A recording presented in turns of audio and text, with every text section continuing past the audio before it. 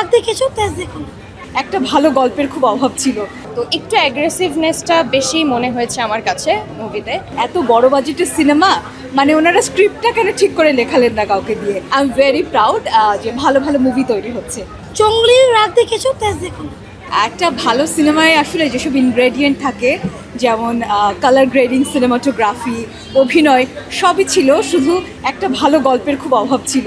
আমার কাছে মনে হয়েছে যে এত বড় বাজেটের সিনেমা, মানে ওনারা স্ক্রিপ্টটা কেন ঠিক করে লেখালেন না কাউকে দিয়ে। ভালো লেগেছে মুভিটা, বিশেষ করে লাভ কনটেক্সট যেটা, ওটা সিভিয়ারিটিটা বোঝানোর জন্য যেগুলো দেখানো হয়েছে ওগুলো ভালো লেগেছে। তো সেটার জন্য আমি সাজেস্ট করব দেখার জন্য। সবাই যদি এভাবে চেষ্টা করতে থাকে কন্টিনিউয়াসলি, তাহলে ভবিষ্যতে এটা ভালো করবে অনেক। সবার প্রত্যেকের অভিনয় খুব চমৎকার। সাকিব খান যেভাবে কামব্যাক করেছে, ওনার যে লুক, তারপরে মিশা সওদাগরের যে অভিনয় অসাধারণ। কিন্তু সব কিছু মিলিয়ে আমি কোনো গল্প খুঁজে পাইনি, খুব খাপছাড়া লেগেছে গল্পটা। আরও অনেক কম বাজেটে অনেক সুন্দর সিনেমা হতে পারতো যদি একটা চমৎকার ছোট্ট একটা গল্প থাকতো, কিন্তু পুরো সিনেমা আসলে আমি গল্পটা খুঁজে পাইনি, আর সব কিছু ছিল। তুফান মুভিতে ওরকম দেখা যায়, তারপরে রাজকুমার সবসময় যে কষ্ট পাচ্ছে, তারপরে ওকে যেভাবে দুর্ধর্ষভাবে দেখানো হচ্ছে, ওটা একটু খারাপ লেগেছে। আসলে আমাদের দর্শকেরও তো অনেক মতামতের জায়গা থাকে, তো একটু অ্যাগ্রেসিভনেসটা বেশি মনে হয়েছে আমার কাছে মুভিতে। কারণ দেখা গেছে আমাদের যারা ইয়াং জেনারেশন আছে সবাই তো পজিটিভ জিনিসটা নেয় না, কেউ কেউ নেগেটিভিটি ওভাবে ওরকম আর পেট ওরকম করতে চায়।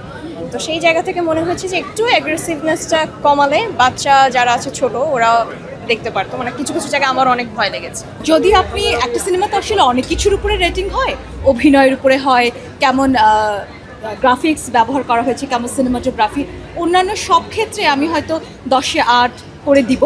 তবে ওই যেটা বলছি যে গল্পটা আমি কোনোভাবে 10-এ 3-এর বেশি আমার পার্সোনাল রেটিংয়ে দিতে পারবো না। কাল ঈদের দিন ছিল, বরবাদ দেখেছি, আর আজ জঙ্গলি দেখতে আসছি।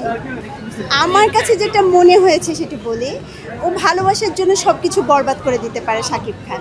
বরবাদ মানে তো ধ্বংস, এটা আমরা জানি। তো সে হচ্ছে এই যে যেটা বললো যে ভালোবাসার জন্য সব কিছু ধ্বংস করে দিতে পারে, এরকমই একটা কনটেক্সট দেখানো হয়েছে। সো সেই জন্য মুভিটা ভালো লেগেছে। তো এই কনটেক্সট থেকেই এসেছে বরবাদ নামটা। যেমন আমি গত ঈদের তুফান দেখেছি, অসাধারণ। শাকিব খানের শুধু অভিনয় না, সে যেভাবে নিজেকে ভেঙে আবার নতুন করে রিশেপ করেছে, এটা অসাধারণ। এরকম কামব্যাক বাংলা সিনেমায় হয় না। কিন্তু তুফানের যে বিষয়টা, সেখানে শাকিব খান ছাড়াও গল্পটা বা সিনেমার কাহিনীটাও দেখার মতো ছিল। খুবই ভালো ছিল তুফানের কাহিনী। এবং আমরা সাম্প্রতিককালে রায়হান রাফির বেশ কিছু সিনেমা দেখেছি, পরাণ দেখেছি, খুব সুন্দর গল্প। তো আমার মনে হয় এটা একটা স্টার্টিং।